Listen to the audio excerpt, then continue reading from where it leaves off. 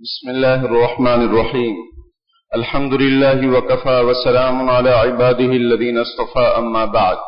أعوذ بالله من الشيطان الرجيم. بسم الله الرحمن الرحيم.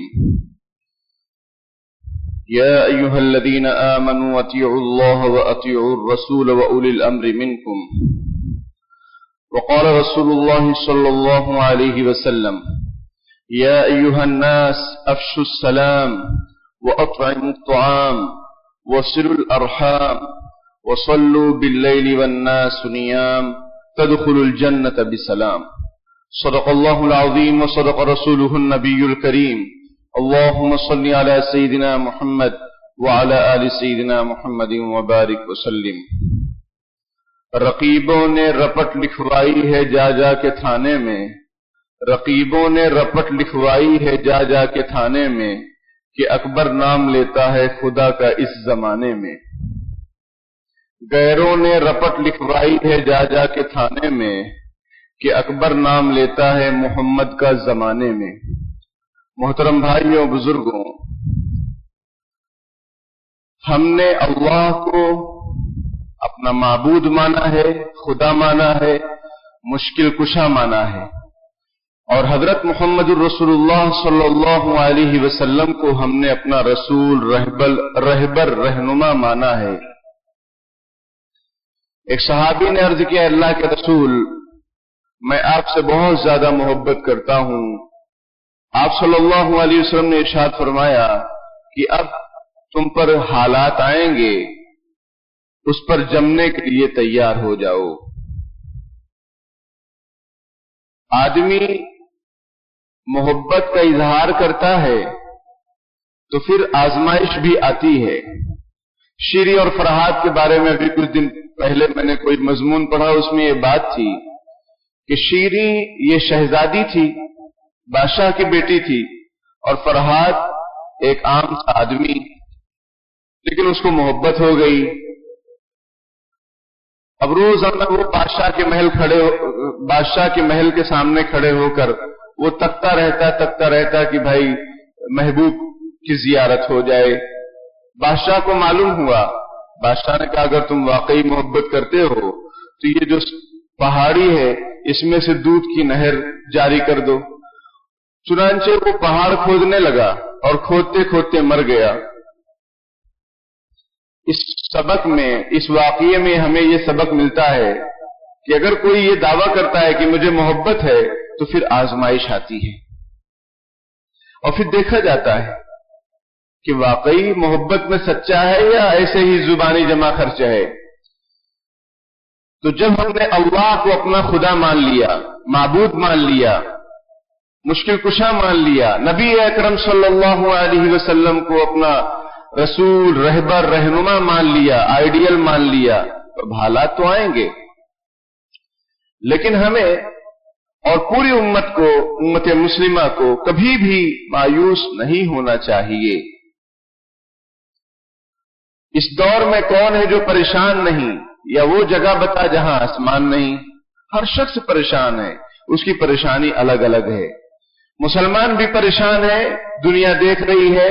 لیکن جب مسلمان اللہ پر مکمل ایمان رکھ لے، مکمل بھروسہ کر لے اور نبی اکرم صلی اللہ علیہ وسلم کے طریقے کو اپنا لے تو اس کی پریشانی نہیں رہتی ہے. پھر اس کی پریشانی پرے ہو جاتی ہے، ختم ہو جاتی ہے، اور اس کی ترجیحات بدل جاتی ہے. اس کو حوصلہ ملتا ہے، اس کو مزہ آتا ہے. ایک بزرگ بیمار ہوئے، ان کی عیادت کرنے لوگ آئے اور کہنے لگے حضرت آپ بہت بیمار ہیں، بہت پریشان ہیں، ہمیں اچھا نہیں لگ رہا ہے. تو انہوں نے کہا کہ اللہ کا شکر ہے کہ میں مصیبت میں گرفتار ہوں، معصیت میں گرفتار نہیں ہوں. الحمدللہ بمصیبت گرفتارم نہ در معصیتے، کہ اللہ کا شکر ہے کہ میں پریشانی میں ہوں، میں کسی گناہ میں تو نہیں ہوں. اب دیکھو لوگ بیمار ہو جاتے ہیں، ٹوٹ جاتے ہیں، ان کا حوصلہ ٹوٹ جاتا ہے، ان کی صحت بکھر جاتی ہے، بہت پریشان ہو جاتے ہیں، ٹینشن، ڈپریشن میں چلے جاتے ہیں. لیکن ایک جواب یہ بھی ہے کہ اللہ کا شکر ہے کہ میں مصیبت میں گرفتار ہوں، معصیت یعنی اللہ کی نافرمانی میں تو گرفتار نہیں ہوں، کیونکہ اللہ کی نافرمانی کرنا بہت بڑی مصیبت اور بہت بڑا گناہ، کہ آدمی خالق اور مالک کا کھائے پیے، اس کی زمین میں رہے اور اس کی دی ہوئی ہوا کا استعمال کرے اور نعمتوں کا استعمال کرے، پھر اللہ کی نافرمانی کرے تو کتنا بڑا جرم اور پاپ ہے۔ تو میرے بھائیوں، ہم سب مسلمان ہیں، اللہ کا شکر ہے، اللہ نے اپنے فضل و کرم سے ہمیں ایمان کی نعمت سے نوازا ہے۔ اس میں سرد گرم حالات آئیں گے، موسم جیسے بدلتے رہتے ہیں، حالات بھی آتے رہیں گے۔ سمجھنا ہی بات، آپ بزنس کوئی شروع کیے ہیں، اس میں کیسا ہوتا ہے، کبھی گھنا گھنا، کبھی مٹھی بھر چنا، کبھی وہ بھی منع، بیٹھے ہیں کوئی آ ہی نہیں رہا ہے۔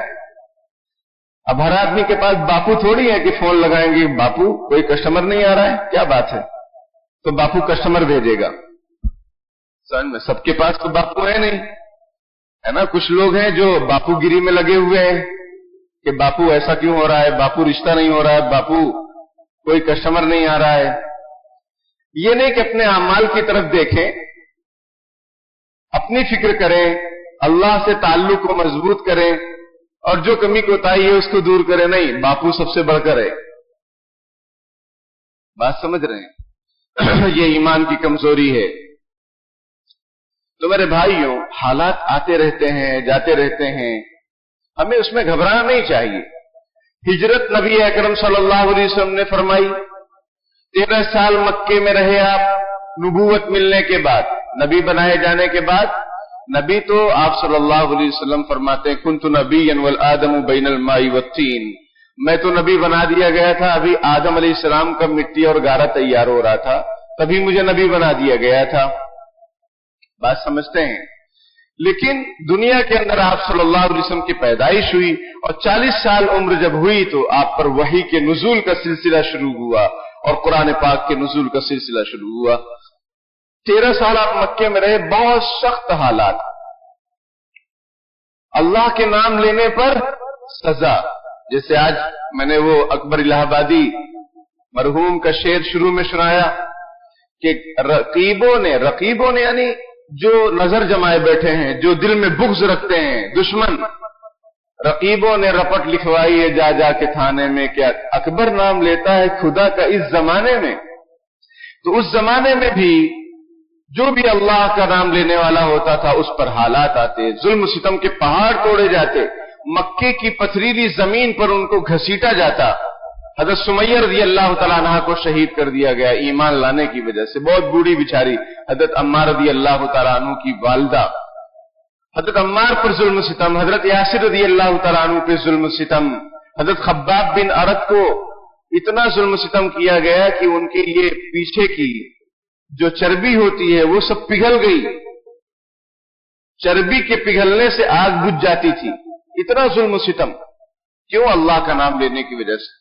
آپ صلی اللہ علیہ وسلم کعبہ شریف میں نماز پڑھ رہے ہیں، آپ کے اوپر اونٹ کی اوجھڑی لا کر رکھ دی گئی، آپ کے گلے میں کپڑا ڈال کر کھینچا گیا۔ سمجھ میں آئی بات؟ طرح طرح کے ظلم و ستم، لیکن انہوں نے کمپرومائز نہیں کیا، وہ ایمان پر ڈٹے رہے۔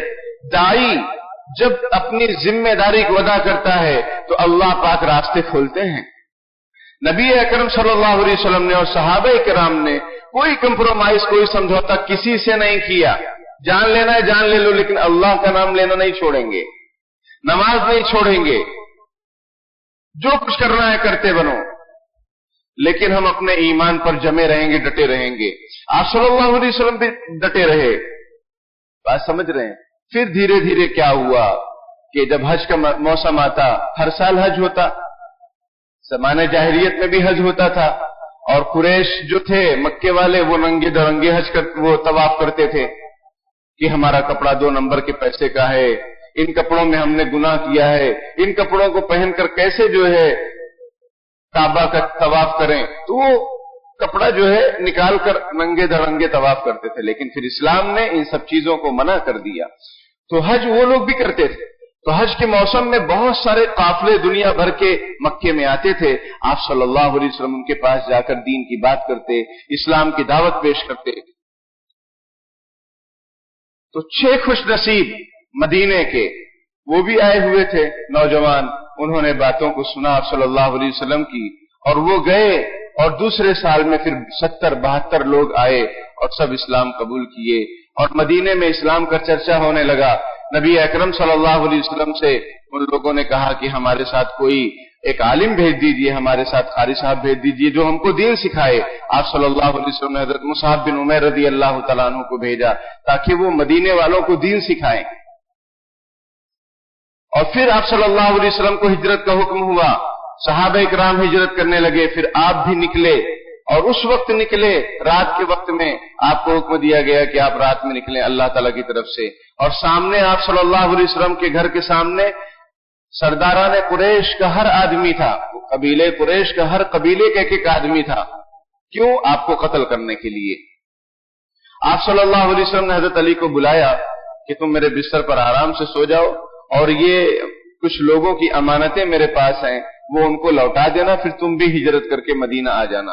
और फिर आप सल्लल्लाहु अलैहि वसल्लम रात में ही, सब लोग बैठे हुए हैं कत्ल का मंसूबा बनाकर, आप सल्लल्लाहु अलैहि वसल्लम यासीन शरीफ पढ़ते हुए जअलना मिन बैनि अयदीहिम सद्दन व मिन खल्फिहिम सद्दन फअग़शयनाहुम फहुम ला युबसिरून, कि हमने उनके आगे पीछे आड़ बना दी और वो लोग देख न सके, इसका ये मतलब होता है। और फिर आप सल्लल्लाहु अलैहि वसल्लम ने एक मुट्ठी भर मिट्टी उठाई और ऐसी फेंकी कि सबकी आंखों की बीनाई सल्ब हो गई। फिर आप उन्हीं के दरमियान से निकल गए। फिर वो लोग थोड़ी देर के बाद जब जाके घर में देखते हैं तो हजरत अली। और फिर देखिए आप सल्लल्लाहु अलैहि वसल्लम के अखलाक कि आपके घर के बाहर लोग बैठे हुए हैं कत्ल करने के लिए, और आप अपने घर में अपने चचाजाद भाई हजरत अली रज़ी अल्लाह तआला अन्हु को समझा रहे हैं कि लोगों की अमानतें मेरे पास रखी हुई हैं, इनको वापस कर देना। ये अखलाक कितने करीमाना अखलाक। और फिर मक्के वाले आपको रसूल मानने के लिए तैयार नहीं, लेकिन अमानतें आप ही के पास रखवा रहे हैं, क्योंकि आपका किरदार बहुत अच्छा था, आपका कैरेक्टर बहुत शानदार था। उनको मालूम था कि आदमी झूठ नहीं बोलता, उनको मालूम था ये आदमी सच्चा है, अमानतदार है, खयानत नहीं करता है। तो मेरे भाइयों, दीन के काम करने के लिए आदमी के किरदार का साफ सुथरा होना जरूरी है। आपकी जुबान में सच्चाई हो, आपकी तमाम बातों में सच्चाई और अमानतदारी होनी चाहिए, तो आप दीन का काम आसानी से कर सकेंगे। अगर आप लंद फंद में हैं, 2 नंबरी में हैं, और आप मिंबर पर बैठकर बयान करें या आप लोगों को दीन की दावत दें, उसका कोई असर नहीं होगा, कुछ असर नहीं होगा। पहली शर्त यह है कि आपका किरदार दागदार ना हो, आप बेदाग हों। अपने कैरेक्टर और अपने किरदार की हिफाजत करें, जैसा कि नबी अकरम सल्लल्लाहु अलैहि वसल्लम ने किया। गैरों को आप पर बहुत ज्यादा भरोसा था, वो जानते थे, उनके दिल में इस बात का यकीन था कि ये मोहम्मदुर रसूलुल्लाह है, लेकिन वो मानते इसलिए नहीं थे कि उनको तकब्बुर था, उनको गुरूर था, घमंड था, उनको अपनी मालदारी का नशा था, उनको अपनी चौधराहट की फिक्र थी कि अगर हम ईमान ला लेंगे तो हम जो चौधरी और सरदार बने हुए हैं ये खत्म हो जाएगा। हालांकि नबी अकरम सल्लल्लाहु अलैहि वसल्लम ने ये भी कई मर्तबा कहा कि अगर कोई, हजरत खालिद रज़ी अल्लाह तआला अन्हु के बारे में कहा कि अगर खालिद ईमान लाएंगे तो हम उनको आगे रखेंगे, पीछे नहीं रखेंगे, क्योंकि वो सिपह सालार और कमांडर होते थे लश्कर के। तो आदमी को डर होता है कि मैं ईमान लाऊंगा तो मुझे जो है पीछे कर दिया जाएगा।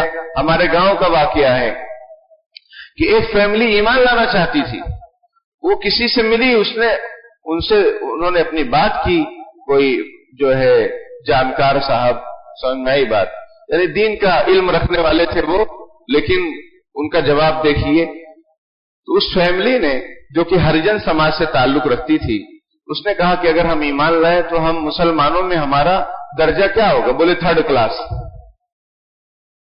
उन्होंने क्या जवाब दिया? बोले 3rd क्लास। तो वो पीछे हट गए।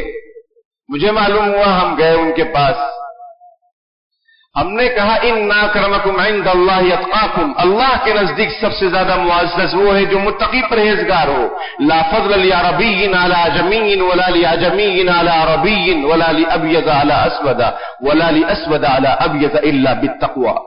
नबी अकरम सल्लल्लाहु अलैहि वसल्लम का फरमान है, किसी अरबी को किसी अजमी पर, किसी अजमी को किसी अरबी पर, किसी गोरे को किसी काले पर, किसी काले को किसी गोरे पर कोई फजीलत नहीं है सिवाय तक़वा के।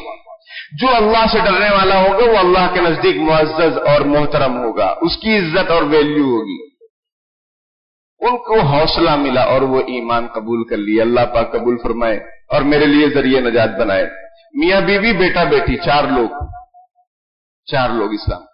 تو یہ دین ہمارا ہے، یہ نہیں کہ تم ایمان لاؤ گے تو تھرڈ کلاس ہو جاؤ گے، نیچے چلے جاؤ گے اور تم کو کوئی پوچھے گا نہیں، اور یہ فلانا جو ہے خاندان کے ہیں، فلانا خاندان کے ہیں، فلانا خاندان۔ یہ خاندان کیا ہے؟ اللہ نے بے شک بنایا ہے، لیکن یہ کوئی فضیلت کی چیز نہیں ہے۔ ہاں، محمد رسول اللہ صلی اللہ علیہ وسلم فضیلت کی چیز ہیں، تو ان کی ساری چیزیں فضیلت کی ہوں گی، ان کی اولاد بھی فضیلت کی ہوں گی، ان کا خاندان بھی فضیلت کا ہوگا، کیونکہ وہ خود فضیلت والے ہیں۔ باقی یہ ہے کہ تقوی، پرہیزگاری، اللہ رسول سے محبت، شریعت اور سنت سے محبت جتنی آپ کریں گے اتنا اللہ کے نزدیک معزز اور محترم ہوں گے۔ یہ نہیں کہ آپ عرب میں پیدا ہو گئے تو جنت میں ہی چلے جائیں گے، ایسا نہیں ہے۔ ابو جہل بھی عرب میں پیدا ہوا تھا، کیا جنت میں جائے گا؟ ایمان لائیں گے۔ بلال حبشی، حبشہ کے رہنے والے غلام شخص، لیکن ایمان لائے، مؤذن رسول بن گئے، کعبے کی چھت پر کھڑے ہو کر وہ اذان پڑھ رہے ہیں، اذان دے رہے ہیں۔ کیا چیز تھی؟ ایمان۔ خبیب رومی روم سے اور غلام بنا لیے گئے، لیکن ایمان لائے۔ حضرت عمر رضی اللہ تعالیٰ عنہ کی نماز جنازہ حضرت خبیب رومی رضی اللہ تعالیٰ عنہ نے پڑھائی۔ بتاؤ کتنی بڑی بات ہے۔ تو میرے بھائیوں اور بزرگوں، ہمیں ہجرت کا سبق حوصلہ دیتا ہے کہ حالات کیسے بھی ہوں، حالات بدلیں گے۔ ہر تنگی کے بعد آسانی ہے۔ مکے میں کتنی تنگی، 13 سال تک کتنی تنگی، سب دشمن، کتنا عجیب و غریب ماحول۔ کتنے دن تک تو نماز جو ہے چھپ کر پڑھتے تھے، دار ارقم میں نماز ہوتی تھی، لیکن پھر حضرت عمر رضی اللہ تعالیٰ عنہ اسلام قبول کیا اور انہوں نے کہا دیکھتے ہیں کون مائی کا لال ہے جو نماز پڑھنے سے روکتا ہے۔ مکے کعبہ شریف میں، حرم شریف میں کون روکتا ہے؟ ان کی بہادری کی وجہ سے۔ اور آپ صلی اللہ علیہ وسلم کی دعا بھی تھی، اے اللہ عمرو بن ہشام یعنی ابو جہل یا عمر بن خطاب یعنی حضرت عمر، ان دو میں سے کسی ایک کے ذریعے سے اسلام کو شوکت عطا فرما، عزت عطا فرما، قوت عطا فرما۔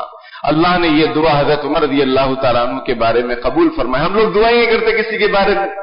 ہم دائی بنے بیٹھے ہیں، سمجھتے ہیں بہت دین کا کام کر رہے ہیں، لیکن اگر کوئی دین سے دور ہے، نماز سے دور ہے، شریعت سے دور ہے، سنت سے دور ہے یا مسجد سے دور ہے، اس کا نام لے کر ہم لوگ دعا ہی نہیں کرتے۔ ہمارے نبی تو دعا کرتے۔ جنید جمشید پڑوس ملک کے کتنے بڑے سنگر تھے، اور پھر وہ توبہ کیے حضرت مولانا طارق جمیل صاحب دامت برکاتہم کی برکت سے اور ان کی محنت سے، لیکن پھر ان کو آفر آیا کہیں کا، دبئی وغیرہ کا۔ کچھ دنوں کے بعد داڑھی وغیرہ آ چکی تھی، سب رکھ لیے تھے، آفر آیا، پھر جو ہے داڑھی مڑا کے پہنچ گئے۔ لیکن مولانا کو معلوم ہوا تو مولانا نے نفل نماز پڑھنی شروع کی، دو رکعت، وہ اور ان کی بیوی دونوں، ہم لوگ یہ سمجھتے دین محلے والوں کے لیے، اپنے گھر والوں کے لیے نہیں، اپنے بیٹے کے لیے، بیٹی کے لیے، اپنی بیوی کے لیے دین نہیں ہے۔ دین کی ساری باتیں لوگوں کے لیے ہے، ہم یہ سمجھتے ہیں۔ یہی وجہ ہے کہ ہمارے گھروں میں دین نظر نہیں آتا ہے۔ بہت بڑے دیندار، بہت بڑے علامہ اور فہامہ، لیکن اولاد کو دیکھ لو، کچھ پتہ ہی نہیں کہ مسلمان بھی نہیں لگتی، ایسا لگتا ہے کہ مسلمان بھی ہے کہ نہیں۔ بھائی آپ کی ساری محنت دوسروں پر اور آپ کے گھر میں اندھیرا، یہ کیسی بات؟ نبی اکرم صلی اللہ علیہ وسلم کو حکم دیا گیا وَأَنذِرْ عَشِيرَتَكَ الْأَقْرَبِينَ، پہلے اپنے رشتہ داروں کو ڈراؤ، پہلے اپنے رشتہ داروں۔ حضور نے اپنے تمام خاندان والوں کو جمع کیا اور فرمایا کہ دیکھو اللہ کا یہ حکم ہے۔ اب اس میں جن کو ایمان لانا تھا وہ لائے، جن کو نہیں لانا تھا نہیں لائے، لیکن حضور نے اپنے گھر والوں کی فکر کی۔ اور قرآن کہتا ہے ایھا الذین آمنوا قوا انفسکم واہلیکم نارا، اے ایمان والو اپنے آپ کو، اپنے گھر والوں کو، اپنے بیوی بچوں کو جہنم کی آگ سے بچاؤ۔ تم باہر بہت بڑے دیندار اور عقل مند سمجھے جا رہے ہو اور تمہاری باتوں سے لوگ ہدایت پر آ رہے ہیں، لیکن تمہارے گھر میں یہ اندھیرا ہے، یہ کیسی بات ہے؟ یہ کیسی بات ہے؟ یہ تعجب کی بات، افسوس کی بات۔ تو حضرت مولانا طارق جمیل صاحب کہتے ہیں کہ میں نے اور میری بیوی نے دو رکعت نفل نماز پڑھنے شروع کیے کہ اللہ جنید جمشید کو لوٹا دے۔ جنید جمشید کہتے ہیں میں دبئی ایئرپورٹ پر پہنچا اور میرے دل میں اتنی بے چینی ہوئی کہ میں واپس آ گیا۔ اب آ گیا تو مولانا کے घर पर आए और वो रो रहे हैं, मौलाना के सामने नहीं आ रहे हैं, मौलाना के दोस्तों के पास आके रो रहे हैं। मौलाना को मालूम हुआ, मौलाना ने कहा भाई उनको लाओ, उनको तो आना ही था। और जब जुनैद, और फिर मौलाना ने कहा क्योंकि उसने दाढ़ी कटा ली है इसलिए उसको शर्म आएगी, लेकिन उसको लेकर आओ। जब वो आए तो मौलाना ने कहा जुनैद जमशेद तुमको तो आना ही था कि हमने ये अमल किया आपके लिए, 2-2 रकात मैंने भी, और 100 रकात तक पहुंच गए 2-2 रकात पढ़ते पढ़ते। मैं और मेरी बीवी तुम्हारे लिए दुआ कर रहे थे कि अल्लाह जुनैद जमशेद को लौटा। हम लोग दुआ ही नहीं करते, हम लोग नफरत करते हैं। हम ग्रुप बंदी, पार्टी बंदी कर रहे हैं, फिरका बंदी कर रहे हैं। अल्लाह ताला हम सबको हिदायत दे। हम दीन का काम कर रहे हैं, हम समझ रहे हैं हम उलमा हैं तो हम सब ठेकेदार हैं जन्नत के, और बाकी सब जो है कुछ नहीं। कोई किसी तंजीम या जमात से जुड़ा हुआ है, वो सोचता है हमारी तंजीम, हमारी जमात की बढ़ा के बाकी सब लोग बेकार हैं। जहां तुम्हारे दिल में ये आया कि हम लोग सही हैं बाकी लोग बेकार हैं, उसी दिन से सवाल शुरू हो जाएगा। फितनों के शिकार एक दिन आप भी हो जाएंगे, और हो रहे हैं, कट रहे हैं, बट रहे हैं, लड़ाइयां सरफुटअव्वल हो रही है, मस्जिद को अखाड़ा बना लिया है, खूब लड़ाई झगड़े हो रहे हैं, आए दिन अखबारात में, आए दिन वीडियोज आ रहे हैं। दीन का काम मोहब्बत से होता है, नरमी से होता है, एक दूसरे को बर्दाश्त करने से होता है, एक दूसरे को लेकर चलने से होता है, एक दूसरे के लिए दुआएं करने से होता है। नफरतों से दीन का काम होगा। ये कौन सा दीन आपने सीख लिया और किस नबी ने ये दीन की तालीम आपको दी? हमारे नबी की तालीम तो ये हरगिज नहीं है। एक आदमी आता है मस्जिद नबवी में पेशाब करने लगता है। अब मैं आपको एक बात कहने चला हूं, उसको जहन में बिठा लो अगर कुछ करना है तो। क्या बात है वो? उसूल बड़े हैं। उसूल बड़े नहीं है, आदमी बड़ा है, उसका दिल बड़ा है। मोमिन का दिल काबे की हुर्मत से बढ़कर है। आपको मालूम है, हदीस शरीफ है ये। मोमिन के दिल की अजमत और हुर्मत काबे की अजमत से बढ़कर है, आप सल्लल्लाहु अलैहि वसल्लम का फरमान। मोमिन को हम लोग क्या कर रहे हैं, एक दूसरे को नीचा दिखाने में इतना नीचे चले जा रहे हैं कि हमारा ही पता नहीं हो रहा है। ये मुआशरे में हो रहा है, और कब तक होगा भाई, कब तक होगा? एक आदमी आता है मस्जिद नबवी में पेशाब करता है, क्या ये उसूल है? क्या ये तरीका है कि मस्जिद में पेशाब किया जाए? नहीं। लेकिन हमारे नबी ने उसके दिल की इज्जत, उसके दिल की इज्जत का, उसके नफ्स इज्जत का, सेल्फ रिस्पेक्ट का हमारे नबी ने ख्याल रखा। फरमाया उसको पेशाब करने दो। साहबा दौड़े, अरे मस्जिद में पेशाब, उसूल के खिलाफ हो रही है बात। हमारे यहां उसूल के चक्कर में लोगों के दिलों को तोड़ दे रहे हैं। इमाम और मुअज्जिन और उलमा और जो भी कुछ है, किसी की कोई परवाह और रियायत नहीं की जा रही, बस उसूल। हम कह रहे हैं भाई हमारे मस्जिद का ये उसूल है, हमारे शहर का ये उसूल है, हमारी तंजीम का ये उसूल है। वाह भाई वाह, उसूल बड़े नहीं है।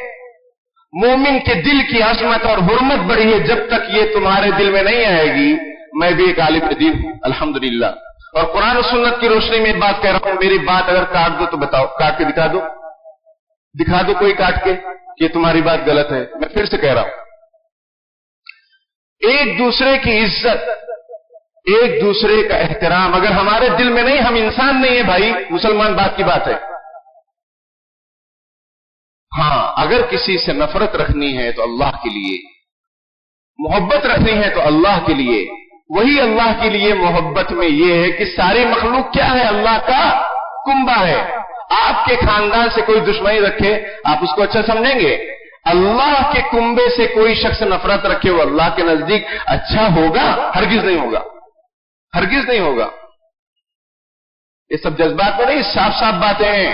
जज्बात उस बात में चक्कर में मत रहना कि ये जो है मुफ्ती साहब बहुत जज्बात में बयान दिए। नहीं, ये मैं अपने दिल के 100% इत्मीनान और इंशिरा के साथ बात रख रहा हूं। आपको समझ में आए तो बहुत अच्छा, वरना तुम्हारी मर्जी। जो मैं देख रहा हूं, आंख जो कुछ देखती है लब पे आ रहा है, ऐसा नहीं कि लब पे आ सकता नहीं। महव हैरतों की दुनिया कैसे क्या हो जाएगी। सब बातें नहीं कर रहा हूं जो दिल को तकलीफ पहुंचाने वाली मुआशरे में, जो मुस्लिम मुआशरे में कहीं कभी हो, महाराष्ट्र हो, यूपी हो, गुजरात हो, कहीं कभी हो, मैं वो आपके सामने पेश कर रहा हूं। हमारे यहां लोगों के इज्जत का कोई ख्याल नहीं। अरे भाई, मस्जिद खुदा का घर है, आपका घर है, आप बनाओ, आप अपने घर में किसी को मत आने दो। लेकिन अल्लाह के घर में जागीरदारी, کہ یہاں یہ نہیں ہوگا وہ نہیں ہوگا. آپ کون ہیں؟ اور جو ظالم ان کو سپورٹ کر رہے ہیں وہ ظالم ہیں. میں نے ان کو پہلے ہی ظالم کہہ دیا. اصول بڑے ہیں، قانون بڑا. قانون کوئی چیز نہیں. کون قانون کس نے بنایا؟ ہم نے اور آپ نے بنایا. اللہ رسول کا قانون دیکھیے. ایک آدمی پیشاب کر رہا ہے، حضور نے فرمایا کچھ مت کرو، رہنے دو. وہ پیشاب کر لیا، پھر اس کو بلایا، سمجھایا کہ دیکھو بھائی، یہ مسجد خدا کا گھر ہے، عبادت کی جگہ ہے، یہ پیشاب کی جگہ نہیں ہے. وہ آدمی حیران، وہ دیہاتی آدمی تھا. ہم لوگ نفرت کرتے ہیں کہ انہوں نے ایسا کر دیا، انہوں نے ایسا کر دیا، ان کا بائیکاٹ کرو، ان کا بائیکاٹ کرو، ان کو چھوڑ دو. تو دین پھیلے گا کیسے؟ یہی وجہ ہے کہ مولانا عمر صاحب پالنپوری رحمۃ اللہ علیہ کا ملفوظ میں آپ کے سامنے رکھوں کہ ہم لوگ اپنے اولادوں کی فکر نہیں کر رہے ہیں. ہم خود بڑے دیندار بنے ہوئے. جس دن ہمارا جنازہ نکلے گا، ہماری دینداری کا جنازہ بھی گھر سے نکل جائے گا. پھر ہماری اولاد شراب پی رہی ہے، سٹے بازاری کر رہی ہے. کیوں؟ ہم نے کوئی فکر ہی نہیں کی. تو ہمارے جنازے کے ساتھ یہ دینداری کی جو بھی پرہیزگاری کی باتیں، اس کا بھی جنازہ نکل جائے گا. پھر اولاد کہاں جائے گی؟ ہماری نسلوں کا کیا ہوگا؟ ہمیں فکر ہے اس بات کی، اور ہر ایک کو اس بات کی فکر ہونی چاہیے کہ ہماری نسلیں، ہمارے آنے والی اولادیں، ہماری آنے والی قومیں، لوگ ہمارے بچے بچیاں، یہ سب دین پر قائم رہے. اس کے لیے ہم کیا کر رہے ہیں؟ میرے بھائیوں، ایک واقعہ اور میں آپ کو سناؤں. حضرت عالمگیر رحمۃ اللہ علیہ، اورنگزیب عالمگیر رحمۃ اللہ علیہ، بہت بڑے اللہ کے ولی. کوئی سورج پر تھوکے گا، تھوک اس کے منہ پر جائے گا، ٹینشن لینے کا نہیں. سمجھ میں؟ کوئی کہتا ہے وہ بڑے ظالم تھے، وہ ظالم ہے، اس کو پتا نہیں ہے کہ حضرت کیا چیز تھے اور ان کی حکومت کیسی تھی. بہرحال وہ قرآن پاک لکھ رہے تھے، اور قرآن پاک لکھ کر اس سے جو ان کو ہدیہ ملتا اسی سے اپنا گھر چلاتے تھے. بیت المال سے پیسہ نہیں لیتے تھے. ایک صاحب آدمی پاس میں بیٹھا ہوا تھا. اس نے کہا کہ حضرت یہ غلط ہے، آپ نے غلط لکھ دیا. حضرت نے فرمایا ٹھیک ہے، اور حضرت نے اس کی بات مان لی. جب وہ چلا گیا تو وہ جو پیج تھا، اس کو حضرت نے نکال دیا. تو کچھ لوگوں نے کہا حضرت یہ آپ نے کیا کیا؟ آپ تو صحیح تھے، پھر اس کی بات مان لی اور پھر پیج بھی نکال دیا آپ نے. اس نے کہا کہ ایسا لکھو، تو حضرت نے ویسا لکھ دیا. وہ غلط ہو گیا، اب غلط تھوڑی قرآن میں رہے گا. حضرت نے فرمایا کہ میں نے اس کی عزت نفس کا خیال رکھا. اگر میں کہہ دیتا کہ نہیں یہ صحیح ہے تو آئندہ کبھی مجھے میری غلطی پر ٹوکتا نہیں. میں نے اس کی بات مان لیا، حالانکہ مجھے معلوم ہے کہ میں صحیح ہوں. میں نے اس کی عزت نفس کا خیال رکھا، اور اس لیے میں نے وہ صفحہ ہی نکال دیا، تاکہ مجھے محنت تو لگے گی پھر سے لکھنے میں، لیکن وہ آئندہ بھی مجھے غلطی پر ٹوکے گا. اور اگر میں اس کو کہہ دیتا تجھے کچھ معلوم نہیں، تو نے کیا پڑھا ہے، تو ایسا ہے ویسا ہے، تو آئندہ کبھی وہ کسی بات پر اگر غلطی بھی دیکھتا تو نہیں ٹوکتا. یہ ہے احترام انسانیت. میرے بھائیوں، میں ہجرت کا واقعہ آپ کے سامنے ذکر کرنے کے بعد، آپ صلی اللہ علیہ وسلم جب مدینے میں پہنچتے ہیں، پھر آپ کی کیا بات ہوتی ہے مدینے والوں سے. پہلی اسپیچ جو ہوتی ہے، اور اس میں یہودی عالم وغیرہ بھی آتے ہیں، وہ میں آپ کے سامنے ذکر کرنا چاہ رہا تھا. لیکن بات اس پر چلی گئی کہ ہم لوگ اپنی نسلوں کی فکر کریں، اپنی فکر کریں، احترام ہو ہر ایک کا، غیر مسلم کی بھی اس لیے احترام کرو کہ اللہ تعالیٰ اس کو میری وجہ سے یا ہماری وجہ سے، ہمارے اخلاق کی وجہ سے اس کو دین کی دولت سے مالا مال کر دے. لیکن اس کا یہ مطلب نہیں کہ غیروں کے طریقوں سے آپ محبت کرنے لگ جائیں، غیروں کے کفریہ شرکیہ کاموں میں آپ جانے لگیں، اور غیروں کے کفریہ شرکیہ جو کام ہوتے ہیں اس کو کھڑے ہو کر دیکھنے لگیں، اور اپنے بچوں کو بھی دکھانے لگو کہ دیکھو کیسا ڈانس ہو رہا ہے، کیسی سواری آ رہی ہے ان کے اوپر. سمجھ میں آئی بات؟ کیسی سواری آ رہی ہے، وہ بھی ناچتے ہیں اور ہم بھی ناچتے ہیں، تو فرق کیا ہے؟ وہ بھی فوٹو لگائے ہیں، ہم بھی فوٹو لگا لیتے ہیں کسی کی بھی. تو کفریہ شرکیہ کاموں سے اپنے آپ کو بچانا ہے، لیکن لوگوں کا احترام کہ سب اللہ کے بندے ہیں، اللہ کا کنبہ ہیں، ان کی عزت کریں. اصول ضابطے بعد میں ہیں، پہلے احترام انسانیت ہے، اور اصول ضابطے کو پہلے رکھیں گے تو لوگ آپ سے کٹتے جائیں گے، کبھی ترقی نہیں کر پائیں گے، اور کبھی ہمارا دین صحیح طریقے سے پھیل نہیں پائے گا۔ اللہ پاک کہنے سننے سے زیادہ عمل کی توفیق عطا فرمائے، آمین وآخر دعوانا الحمدللہ رب العالمین۔ بسم اللہ الرحمن الرحیم، اللهم لك الحمد كله ولك الشكر كله وإليك يرجع الأمر كله، اللهم لا أحصي ثناء عليك أنت كما أثنيت على نفسك، رب اغفر وارحم وأنت خير الراحمين، اللهم صل على سيدنا محمد وعلى آل سيدنا محمد وبارك وسلم، ربنا آتنا في الدنيا حسنة وفي الآخرة حسنة وقنا عذاب النار، رب ارحمهما كما ربياني صغيرا، ربنا اغفر لي ولوالدي وللمؤمنين يوم يقوم الحساب۔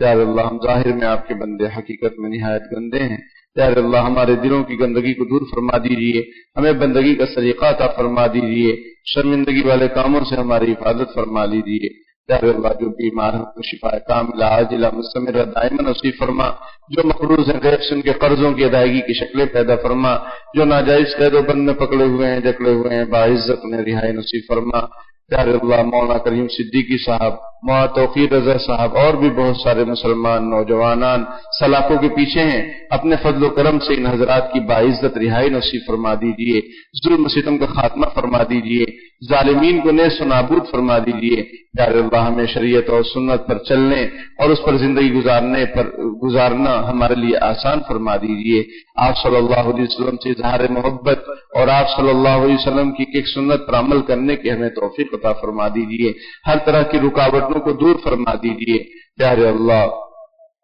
ہمارے تینوں حرم پاک کی حفاظت فرما، مسجد اقصی کی حفاظت فرما، فلسطین، غزہ، ملک شام میں مسلمانوں کی مدد فرما، پیارے اللہ جو کشتیاں تعاون کے لیے غزہ جا رہی ہیں بخیر و عافیت ان کو غزہ تک پہنچا دیجیے، فلسطین کی مدد کے لیے ان کو قبول فرما لیجیے، ہر طرح کے ظالمین کے ہتھ کنڈے کو ناکام فرما دیجیے، مسلمان ممالک کو متحد فرما دیجیے، پیارے اللہ ہمیں اپنے قبلے کی حفاظت کرنے کی توفیق عطا فرما دیجیے، پیارے اللہ اپنی مساجد کو آباد کرنے کی توفیق عطا فرما دیجیے، پیارے اللہ مساجد کو ہمیں دوسروں کے لیے پیش کرنے کی توفیق عطا فرما دیجیے، غیروں کو بھی مساجد میں لا کر ان کو دین کی باتیں سمجھانے کی توفیق عطا فرما دیجیے، پیارے اللہ مساجد کا جیسا استعمال ہونا چاہیے ویسا استعمال کرنے کی توفیق عطا فرما دیجیے، پیارے اللہ ہمیں اپنی مساجد کو خوب شاندار بنانے اور اس کو بہترین انداز میں آباد کرنے کی توفیق عطا فرما دیجیے،